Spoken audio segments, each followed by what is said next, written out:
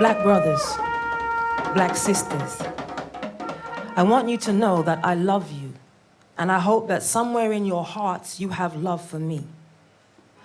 My name is Assata Shakur, slave name Joanne Chesimard, and I'm a revolutionary, a black revolutionary. Where you go, yo, yo? Sing with me.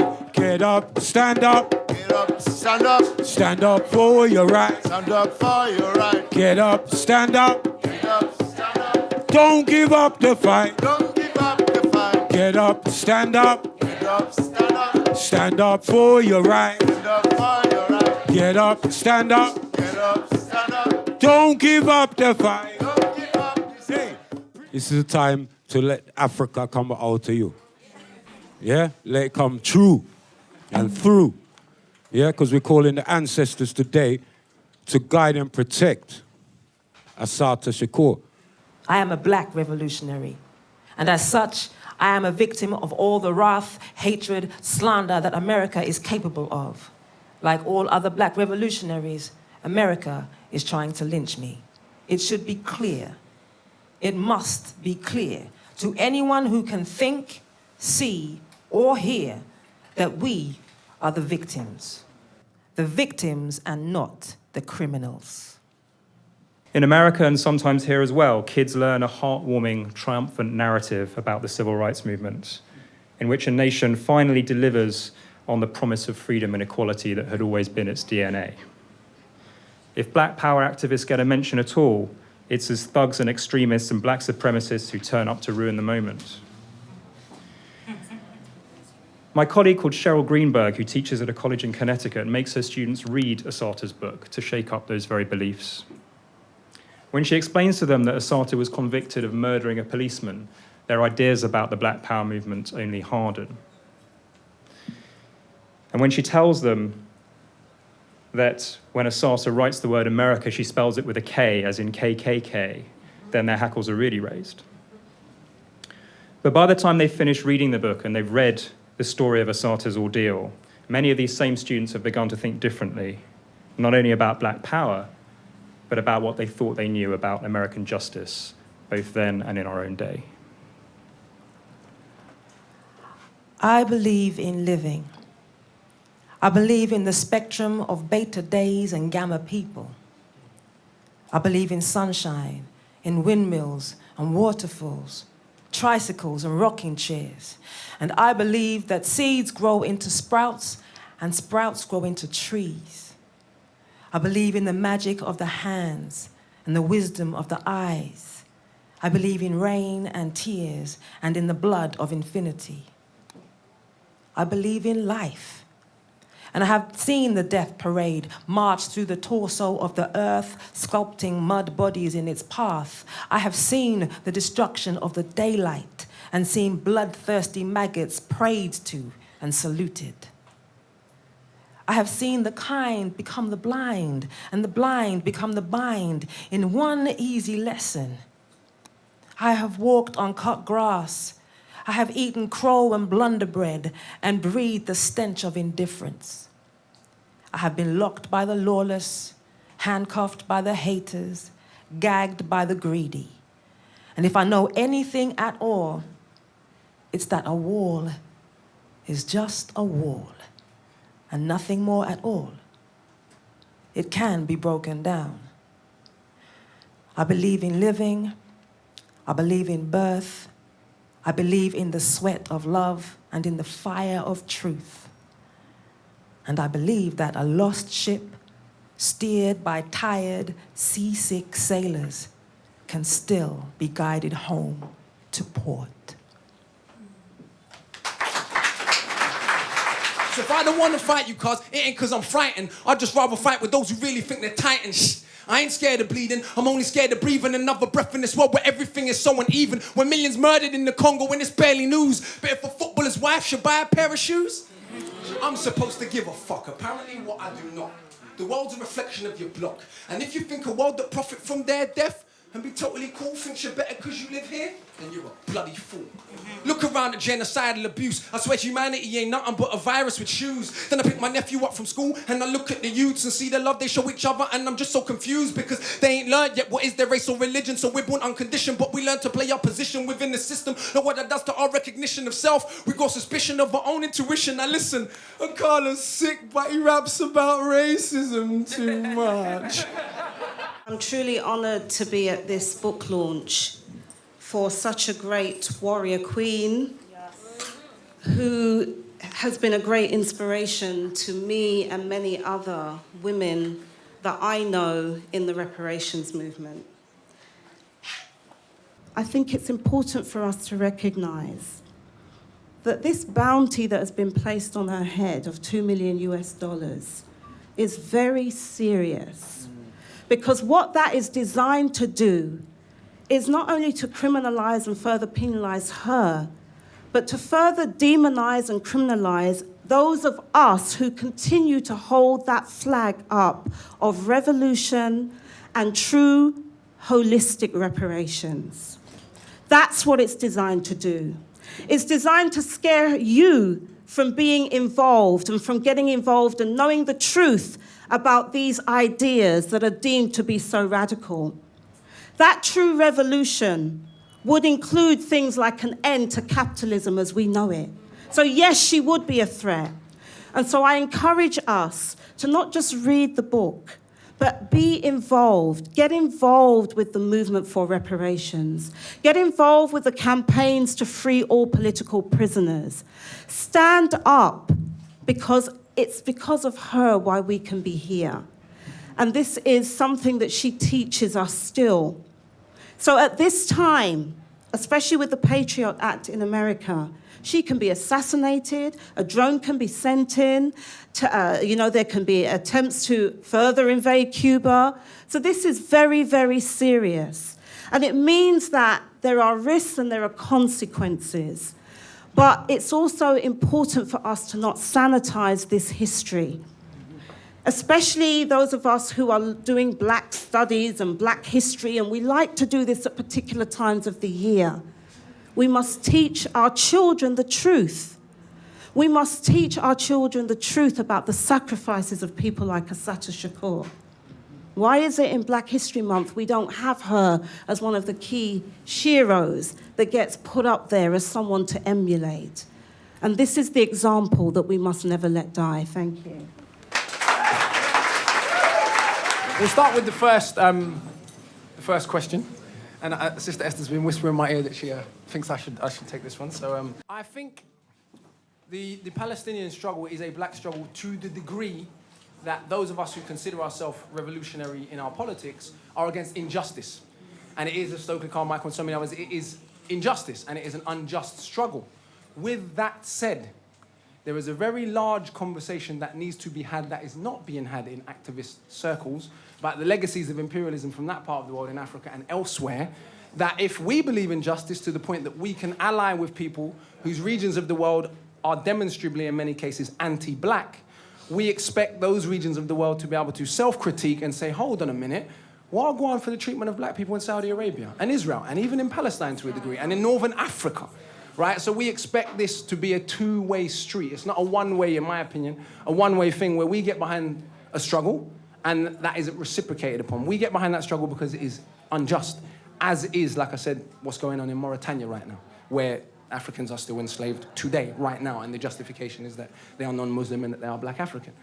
So I see the complications of it whilst we stand uncompromisingly in solidarity with our Palestinian brothers and sisters. I also see a hypocrisy within movements, and the people that I see at those demonstrations, I don't see come out when it's the Congo. You understand? So I'm like, hold on a minute, brothers and sisters. I thought we was brothers and sisters. I thought we were Black and brown brothers and sisters. Are the Congolese not our brothers and sisters? Do they not count? A little too dark, maybe? Is Palestine a Black liberation struggle? I suppose what matters to me is that people are inspired to call injustice by its name and to act to do something about it. And if people are inspired by thinking of it as a Black liberation struggle, then that's all well and fine with me. Perhaps I'm inspired to think of it as a Jewish liberation struggle because there are traditions of liberation and solidarity and equality in Jewish thinking that appeal to me as a British Jew. So call it what you will. I think the important thing is that we call injustice by its name and that we act when we can. We had, why is it so uncool to be a revolutionary today? Anyone agree with that statement? I want to respond to that statement. I would say it is uncool, but I'm not sure if it was ever cool in that sense. Because even though we have got this great tradition in our history, let's be very clear, there were many people in our community who were not for this revolutionary approach. And in particular, where you find that revolutionary perspective coming from is the tradition of nationalisms, whether we say black nationalism, Pan-African nationalism. And we also have another tradition, especially in Western societies, which is the integrationist position and so forth. And so what you had was a class of black leadership who were promoted, and it was in their interest to, if you like, be part of that suppression of those radical tendencies in our communities. And we still have it. We still have that, not just in America, we have it here in Britain. And so, for instance, there's a reason why we don't hear more of the traditions of, say, the Black Liberation Army that exist here in Britain, because there are organisations that are carrying it on. The other part of it is because of the wide-scale state repression. Let's be very clear. People were imprisoned, brutalised, family members brutalised, killed, demonised. And what that was designed to do was to prevent and cut off the growth of the movements that we've had. And so our movements have sort of experienced a huge amount of decimation, externally driven, but also internally perpetrated as well in terms of the role of undercover policing and agents within many of those organisations. So for me, that's the reason why it's become, quote unquote, uncool to be a revolutionary. The other point is how many of us today are willing to sacrifice our lives for what we believe in? Because that's what's required. That's not just in the 60s, that's what's required today if need be. And so it's about that too. And it's not only about sacrificing our lives, it's also looking at how our legitimate struggle for freedom, which is a transgenerational struggle, has become classified as domestic terrorism. So that's a real barrier because of the high levels of state repression that will come down on movements and individual activists because of taking up so-called terroristic ideas. I had a quick thought about the previous question, actually. Is that all right? When did it become so uncool to be a revolutionary? I was wondering, actually, has it ever been cool to be a revolutionary? Yeah. I think it's been cool to... Slogans have been cool, hairstyles have been cool, T-shirts have been cool, but I think Assata's story shows that the work of activism is often tedious, laborious, prosaic, tortuous, and many other things other than cool. Yeah, they're cool when they're safely dead. How do we unify across struggle? Any opinions on that? Is that even desirable? I have to admit, this is when panels don't work for me. Just because you're put on here to, you feel under a bit under pressure to give the answer, you know. And this is a conversation. I'm looking in this room and the diversity in this room. I'm like, excuse me, the lady who asked that question. You need to speak to some of the people in this room. There's a lot of heads in here that can maybe give you that answer. And I'm going to fess up, you know, I've done it myself, you know. Sometimes I enter conversations and I find myself with these stock responses. And I'm a bit tired of my own stock responses. And I want to move with heads who are happy to challenge me on everything that I say. And I want to hang with people who are happy to be challenged as well and go to that really uncomfortable space where all of my foundations are completely shattered and rocked. It's about deconstructing and reconstructing. And in that way, I think we'll be able to really see what all the parts are, all the sums of the parts are, because this is why this problem about black and white becomes an issue, we have to realise that black and white are constructs, all right? At the end of the day, we are all part of a diaspora of some sort. And that's where we're going to find all the nuances and the differences, because the word different comes up a lot as well, and different begins to lose its meaning. We have to look at the nuances and the subtleties of what makes us the human beings who are having this experience on this planet in this time in world history right now. Let me be very clear. I am not against physical resistance as a last resort. But I think for people in comfortable positions like myself and yourself to advocate that kind of behavior, and then for young people, just listen, for young people who maybe don't have the same political education to watch this on YouTube and then say, yo, what that brother said was, that's it, they might not have the same access to legal defense as you. They might not have the same family support as you. They might not have an activist network like you, but they are impressionable. So we have to be very careful. We have to be very careful about what we advocate, because people who are in less fortunate circumstances than ourselves will react to what you're saying, right? And they will suffer for it. You will not suffer for it. Can I just say, I can say it's a course of action. I'm not going to put a judgment on it about now. But I want to speak about Ferguson because it is in my head almost 24/7, right? Yeah. And it's in my brain in that way, I think, because everything that happens in the US is imported this way. It's funny, the revolutionary thing, that the question somebody said when the revolution became uncool, I was sitting there thinking the 80s happened, and then hip-hop was cool in the 90s, and then something happened around 2000s, and, I'm thinking, then I remember democracy happened, actually. The concept of democracy, which was importing, you can buy this, you can have that. To be free, you can say what you want, da-da-da-da-da. There's all of the concept of the American democracy, which is what they're importing to the Middle East right about now, is problematic, okay? And those that don't have it are regimes. I'm not getting into that conversation. That's a whole other conversation. So I'm saying I'm taking the word democracy as I understand it, okay? As I understand it. And it's not the democracy that I understand that I want to be a part of, right? That's being imported right about now. Okay, just my thoughts on the situation is that it will happen again. For sure. And we can take a short-term view of this or we can take a long-term view of this. Just like in the US, that repression didn't happen because these were black people in America. Assata's struggle and her life teaches us that she was saying we are a domestic colony. We are also a domestic colony or neo-colony here. So one of the solutions that gets advocated is about power building and nation building.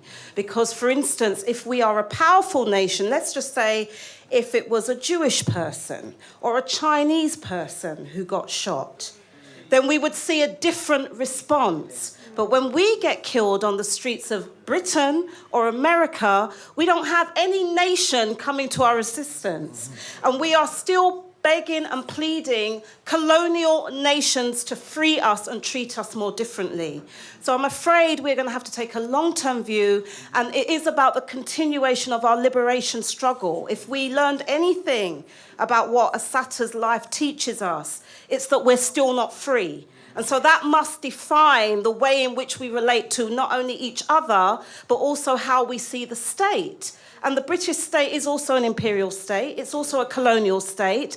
And actually, many of us are becoming surplus to requirements. So it means that we have to have a different idea of freedom and look at where we're also going to align ourselves, not just see ourselves as British, but look at what is the nation. We are part of a global nation in formation. We just don't realize our power yet. And we're not organizing as a global nation.